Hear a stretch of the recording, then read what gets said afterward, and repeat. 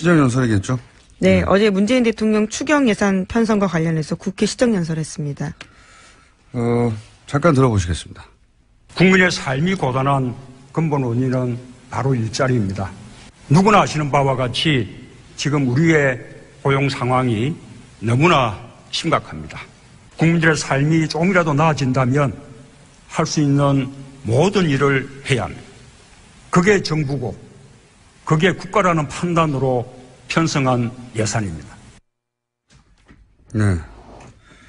시정연설이 몇 분간 있었나요, 어제? 30분 정도 진행됐습니다. 네. 원래 시정연설이라는 게 일반 국민들이 참 관심 없는 연설이에요. 네. 왜냐하면 정부가 예산을 짠 다음에 그 예산에 대해서 협조를 구하는 거거든요. 네. 통상은 취임 첫 해 대통령이 이제 하고 그동안은 관행처럼 두 번째 해부터는 총리가 대신 대독하는 수준으로 해왔는데 문재인 정부는 아마 대통령이 계속 집중하지 않겠느냐 이런 생각이 들고 첫 해가 아닌데 대통령이 직접 했던 적이 있어요. 언제냐? 최근입니다. 작년 10월 25일. 그때 박근혜 전 대통령이 갑자기 시정연설을 했어요. 기억나시겠지만은 개헌 이야기가 나온 그렇죠. 연설이죠. 네. 그게 원래는 시정연설이에요. 근데 4년 차에 갑자기 등장한 겁니다. 그리고 나서 이 시정연설은 여러모로 역대급이었죠. 왜냐하면 개헌을 최초로 언급한 예산을 얘기해야 되는데 개헌을 얘기했던 최초의 시정연설이었고 그리고 그게 이제 국면 전환용이었죠. 최순실 게이트. 네, 그때 JTBC 태블릿 PC 보도가 예정되어 있던 때였습니다. 보도가 나기 전이죠. 예. 예. 그래서 시정연설에서 개헌을 언급했는데 JTBC 태블릿 보도가 터지면서 국면 전환용이었는데 100% 실패한 국면 전환의 연설이고 또 나중에 밝혀진 사실인데 1월 달에 올해 기억나시는지 모르겠는데 이 시정연설에서 국회 방청석에 박수부대가 예, 그렇죠. 동원된 최초의 대통령 시정연설이 됐던 그런 시정연설 하니까 생각이 나서. 예. 이 시정연설 자체보다 화제가 됐던 거는 PPT였어요? 예. 네, 처음 보는 장면이었습니다. 국회에서 슬라이드 자료가 나와서 22장이 넘어가면서 대통령이 자신의 이야기를 전달한 겁니다. 제가 이제 야당이 문재인 정부를 상대하기가 쉽지 않다고 계속 인문학 정부다라고 얘기를 했는데 이런 것도 마찬가지예요. 이 시정연설은 원래 정치부 기자가 듣는 겁니다. 시정연설 기억나시는 거 있어요? 없어요. 국회에 가서 예산을 이렇게 짰으니까 잘 봐달라. 뭐 이런 거거든요. 예. 근데 문재인 정부는 이제 일반 국민들을 상대로 이 PPT를 한 거군요. 사실상은.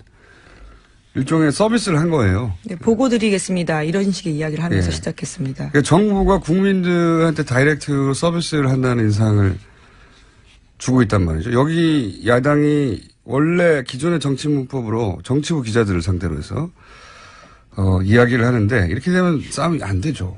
예. 제가 보기에는 야당이 문재인 정부 연구를 더 해야 돼요. 상대하려면. 지금처럼 하면 어렵습니다.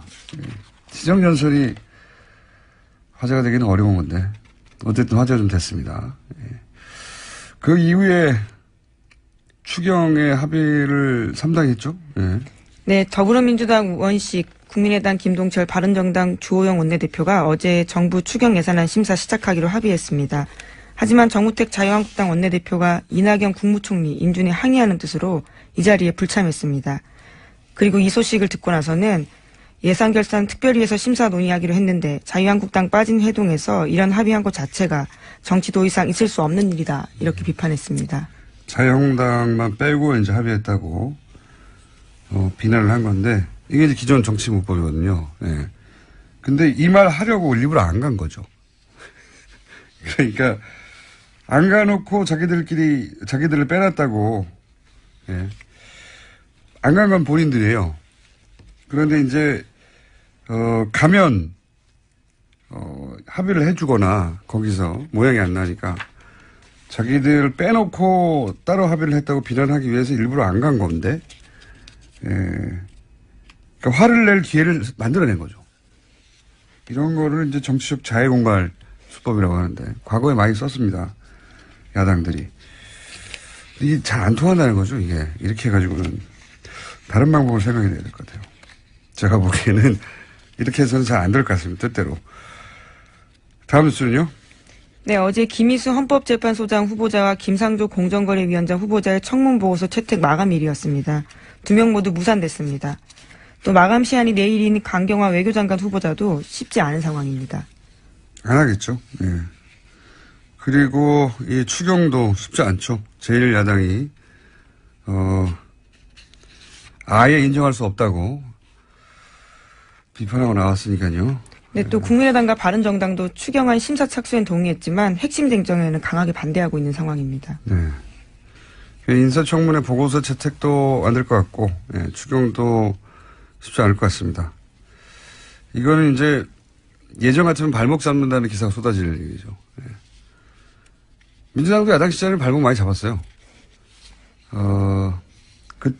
그래도 이제 인사청문회를 하면 부적격 보고서까지는 채택을 했죠. 예, 근데 지금 보고서 채택을 안 하는 중이고, 추경도 통과시켜줬는데, 민주당이 야당 시절에는 사실은 그럴 수밖에 없었어요. 왜냐면은, 이거 발목 잡는 게 맞거든요. 기본적으로 야당의 존재를 보여주는 거죠. 그런데 이렇게 되면 이제 민생 발목 잡기라고 바로 비난을 받았죠. 보통 이제 조중동이나 종편이나 지상파에서. 그래서 이제 그런 기울어진 언론 환경에서는 야당이 어느 정도 타협을 언론에서 계속 비판을 하니까 이제 비난을 하고, 차이가 있다면 지금은 야당이 존재감을 확인하기 위해 발목 잡기 하는 게 맞아요. 예. 네, 맞습니다. 맞는데 언론이 발목 잡기라고 비난하지 않는 거죠, 차이는. 예. 네. 그 보수 매체는 뭐 당연히 그럴 리가 없는데 진보 매체도 이걸 여야의 공방으로 보도하고 마는데 왜 그러냐면 발목 잡기라고 하면 어용 매체가 되는 것 같거든요. 발목 잡기 맞는데. 그런 자기 검열이 있죠. 예. 그리고 여론이 현 정부에는 호의적인 상황이기 때문에 그걸 또 발목 잡기로 하면 시류에 편승하는 거다. 이렇게 보일까 싶은 자기 검열도 있고. 하여튼 그렇습니다. 발목 잡기는 맞는데 발목 잡기라고 비난을 안 받고 있는 상황이죠. 다음 뉴스는요? 네, 반기문 전 유엔 사무총장도 강경화 후보자에 대한 지지를 표명했습니다. 연합뉴스 TV와의 인터뷰에서 최근 전직 외교장관들이 강 후보자를 지지하는 성명을 봤다면서 당시에 미국에 있어 동참하지 못했는데 지지 대열에 동참하고자 한다라고 밝혔습니다.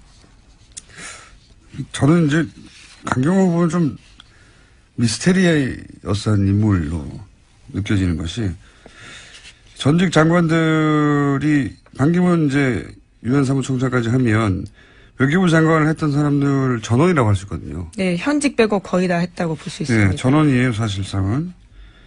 근데 어떤 사람을 장관으로 해달라고 전직 장관들이 다 나서서 지지선언을 하는 거는 이거는 다른 부처 포함한 외교부뿐만 아니라 전무후무한 일인 것 같거든요. 근데 왜 이런 지지를 외교부 내부에서는 한 특정 후보에게 보내고 있는 건지 굉장히 궁금해졌습니다, 저는. 네. 장관이 되든 되지 않든 인터뷰를 저희가 꼭 한번 해보고 싶은 인물이. 왜 이럴까요? 왜 강경화 후보는 외교부 내에서는 이렇게 장관들이 나서서 이상하잖아요. 전직 장관들이 이 사람 장관 해달라고 하는 게. 처음 보는 장면이죠. 네. 이상한 일입니다. 자, 다음 뉴스는요? 어제 문재인 대통령은 니카이 일본 아베 총리 특사 만났습니다. 그 자리에서 한일 위안부 협정 꺼내들었습니다. 문재인 대통령은 한일 위안부 협정에 대해서 한국 국민이 받아들이지 못하는 것이 솔직한 현실이라면서 무엇보다 당사자인 위안부 할머니들이 받아들이지 않고 있다라고 말했습니다. 네, 지금 현 정부의 기본 태도죠. 위안부 합의를 그대로 받아들일 수 없다. 협정 관련해서는 다시 이야기를 해야 한다. 일본에서는 그래서 문재인 전 대통령에 대한 보도가 부정적인 보도가 많아요. 예, 후보 시절부터 꾸준히. 자, 기본 태도를 다시 한번 확인한 정도고요. 다음 뉴스는요? 네, 검찰이 안종범 전 수석이 업무수첩 7건을 추가로 확보했습니다. 제출되지 않았던 추가 수첩이 있다는 사실을 파악하고 안 전 수석의 보좌관이었던 김모 씨로부터 추가 제출받은 겁니다. 종범실록이 다시 추가됐나요? 네, 그렇죠. 지금까지 총 56건이었는데요. 더 추가가 된 겁니다. 일종의 발굴이라고 볼 수 있죠. 더 있었어요? 더 있을 것 같다는 생각도 듭니다. 이 보도를 보면서요. 엄청나게 성실한 분이었네요. 그러니까 업무 지시한 모든 내용을 수첩으로 만약에 이분이 예를 들어서 스마트폰으로 기록하는 데 익숙했다든가 그랬다면 다 삭제했을 텐데 사라졌을 텐데 물리적인 노트로 존재해서 역사의 기록은 남네요. 이걸 통해서 밝혀진 바도 많죠. 이때까지. 지금까지도 굉장히 중요한 물증이었습니다. 최순실 박근혜 국정농단에 있어서요. 네, 핵심이죠. 왜냐하면은 안종범 수석에게 직접 명령할 수 있는 사람은 대통령밖에 없으니까요. 네, VIP라고 또 쓰여 있습니다. 거기에요. 그러니까 이게 이제 과거 같으면 도저히 밝혀질 수 없었던 연관관계 같은 게 이 실록을 통해서 밝혀진 게 많기 때문에 추가 확보가 된대요. 그리고 여기서 나온 증거 중에 또 새로 언론에 밝혀진 게 있죠. 예, 눈에 띄는 게 2015년 9월 13일로 표기된 수첩입니다. 박근혜 전 대통령이 안종범 전 수석에게 알려줬다라는 이상화라는 이름과 국제전화번호가 적혀 있습니다. 검찰이 확인한 바에 따르면 해당 번호의 주인은 당시 KB 하나은행의 독일 프랑크푸르트 지점장 이상화 씨였습니다. 굉장히 결정적인 증거가 될 수 있겠네요. 왜냐하면 이 이상화 씨는 기억 여러 번 저희가 다뤘지만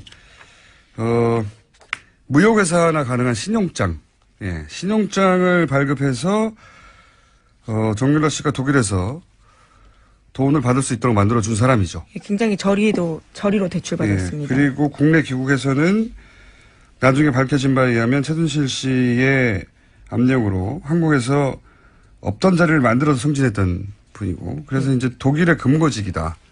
이렇게 언론이 칭했던 분인데 근데 이게 이 결정적인 이유가 뭐냐면 대통령이 이상화라는 이름과 개인 번호를 수석에게 알려줬다. 근데 왜 이게 결정적인 증거 역할을 할 수 있느냐. 그전에는 독일로 돈이 가는지도 몰랐다는 거거든요.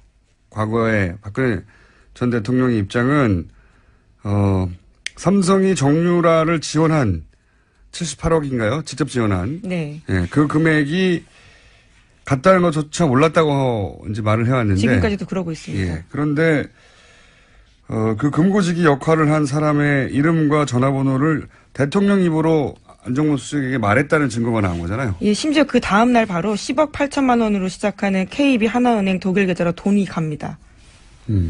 그러니까요. 몰랐다고 말할 수가 없는 거죠. 이렇게 되면. 그 돈이 움직이는 데 역할을 한 중간 금고지기의 이름과 전화번호를 대통령이 수석에게 말을 했으니까요. 이거 아주 유력한 증거, 정황 증거 정도로 취급이 되겠네요. 예, 정황상은 딱딱 들어맞습니다. 이제 안종범 전 수석이 여기에 대해서 또 어떻게 진술할지가 중요할 것으로 보입니다. 이상화 씨와 전화번호까지 어떻게 알았냐. 더군다나 이것은 외국의 한 민간인입니다. 네, 민간인이 은행 직원에 불과한데 대통령이 어떻게 알고 경제수석에게 이름을 얘기했느냐. 그리고 그 다음날 왜 돈이 입금됐느냐. 이렇게 질문을 하면 답하기가 어렵겠네요. 이것도 수첩에서 나왔다는 거죠. 이 수첩은 길이 보관해야 된다. 실록으로.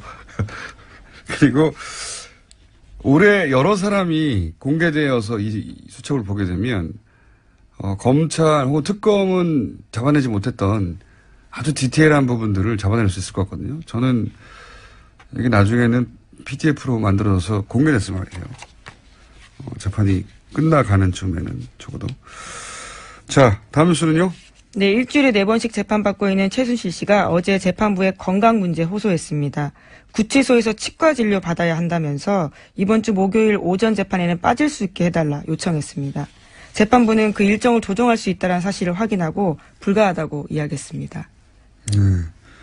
최순실 씨나 혹은 박근혜 전 대통령 모두 재판을 의도적으로 끌려고 하는 게 보이네요. 계속해서. 네. 아프실 예정은 박근혜 전 대통령뿐만 아니라 최순실 씨도 이제 계속해서 아프실 예정인 것 같고, 그리고 아프실 예정일 뿐만 아니라 박근혜 전 대통령은 모조리 다 증인 신청을 했잖아요. 등장하는 네. 인물들을.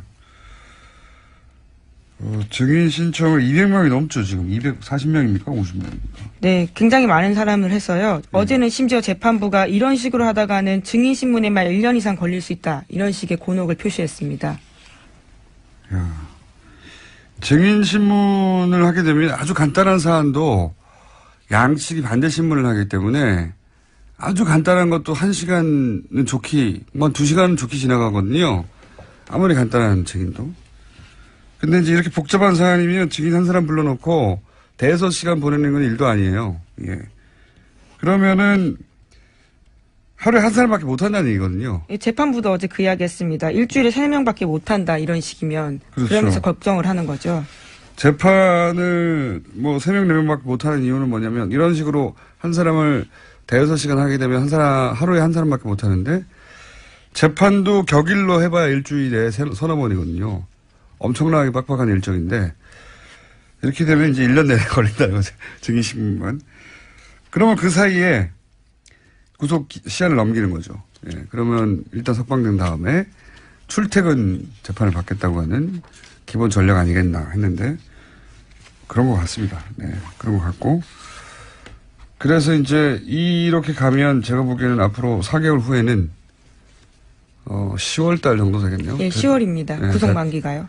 대통령이 이제 출퇴근하면서 박근혜 전 대통령이 출퇴근하면서 재판 받는 광경이 언론에 보도가 되겠네요. 네. 거의 일주일에 거의 매일 출근하게 되겠네요. 네. 특이한 장면입니다. 예, 그래서 수첩이 더 중요한 건데요. 추가 혐의를 발견해서 추가로 기소하게 될 경우에는 구속 만기가 연장될 수 있거든요. 네. 전 대통령이 출퇴근하면서 재판을 받는 거를 본 적은 없기 때문에 그것도 굉장한 장면이 되겠네요. 그러려고 하는 의도인 것가 명백해지고 있습니다. 자, 뉴스를 하나 정도는 더 전달할 수 있을 것 같습니다. 네, BBK 사건의 핵심 인물인 김경준 씨가 입을 열었습니다. 시사매거진 2580과 인터뷰를 했는데 지난 2007년 당시 대선 후보였던 이명박 전 대통령 관련해서 그때 이야기를 다시 꺼낸 겁니다. 검찰이 300억 원 횡령 사건에서 초범이 13년간 감옥 가는 사람이 어디 있냐면서 이런 부분 다시 다 밝혀야 된다라고 주장했습니다. 그 정도는 입을 연 게 아니죠. 네. 입을 열었다기보다는 입을 열 거라는 경고죠. 네. 끝나지 않았다는 얘기고요. 네, 그렇죠. MB정부도 적폐청산에 당연히 포함된다. 이런 식의 주장을 했거든요. 김경준 씨 개인은 할 말이 정말 많겠죠. 네. 그리고 묻고 싶은 것도 정말 많은 사람입니다. 뉴스공장도 이 사안에 대해 관심이 매우 많기 때문에 앞으로 이 문제는 저희가 한번 미국 가야 하나요? 어떻게 해야 되나요? 네. 이 문제는 저희가 꾸준히 깊이 나름 전문가거든요. 네, 저도. 김은지 기자도 이 사안을 좀 잘 알지 않습니까? 네, 더 열심히 취재하려고 하고 있습니다. 자, 오늘 여기까지 하겠습니다. 지금까지 시사인의 김은지였습니다. 감사합니다. 시정연설이겠죠? 네, 어제 문재인 대통령 추경 예산 편성과 관련해서 국회 시정연설했습니다. 잠깐 들어보시겠습니다. 국민의 삶이 고단한 근본 원인은 바로 일자리입니다. 누구나 아시는 바와 같이 지금 우리의 고용 상황이 너무나 심각합니다. 국민들의 삶이 조금이라도 나아진다면 할 수 있는 모든 일을 해야 합니다. 그게 정부고 그게 국가라는 판단으로 편성한 예산입니다. 네. 시정연설이 몇 분간 있었나요, 어제? 30분 정도 진행됐습니다. 네. 원래 시정연설이라는 게 일반 국민들이 참 관심 없는 연설이에요. 네. 왜냐하면 정부가 예산을 짠 다음에 그 예산에 대해서 협조를 구하는 거거든요. 네. 통상은 취임 첫 해 대통령이 이제 하고 그동안은 관행처럼 두 번째 해부터는 총리가 대신 대독하는 수준으로 해왔는데 연설이고 또 나중에 밝혀진 사실인데 1월 달에 올해 기억나시는지 모르겠는데 이 시정연설에서 국회 방청석에 박수부대가 예, 그렇죠. 동원된 최초의 대통령 시정연설이 됐던 그런 시정연설 하니까 생각이 나서. 예. 이 시정연설 자체보다 화제가 됐던 거는 PPT였어요. 예. 네, 처음 보는 장면이었습니다. 국회에서 슬라이드 자료가 나와서 22장이 넘어가면서 대통령이 자신의 이야기를 전달한 겁니다.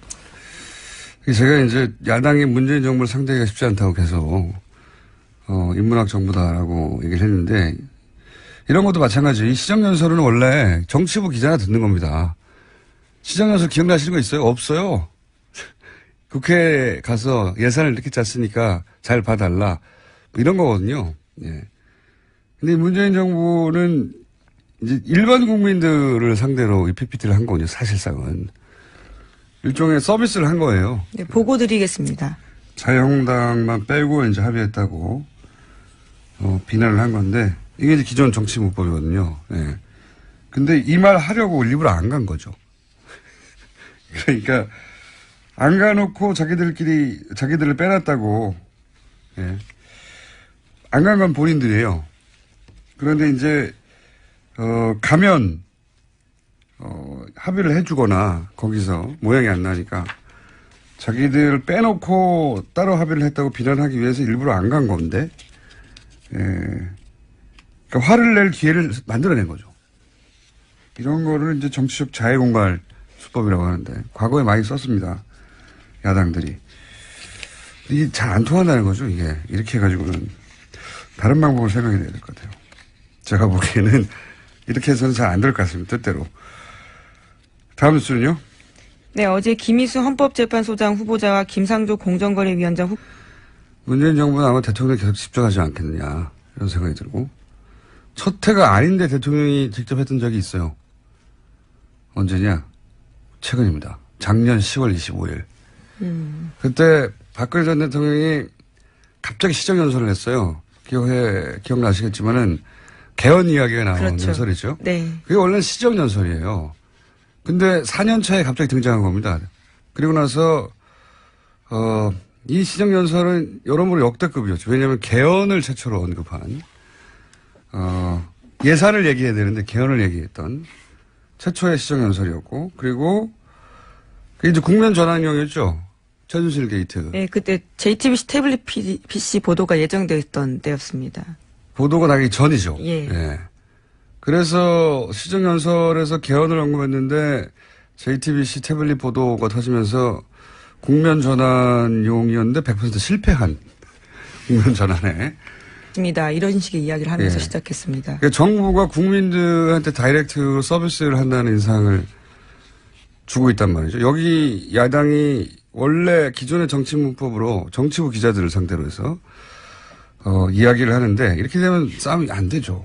예. 제가 보기에는 야당이 문재인 정부 연구를 더 해야 돼요. 상대하려면. 지금처럼 하면 어렵습니다. 예.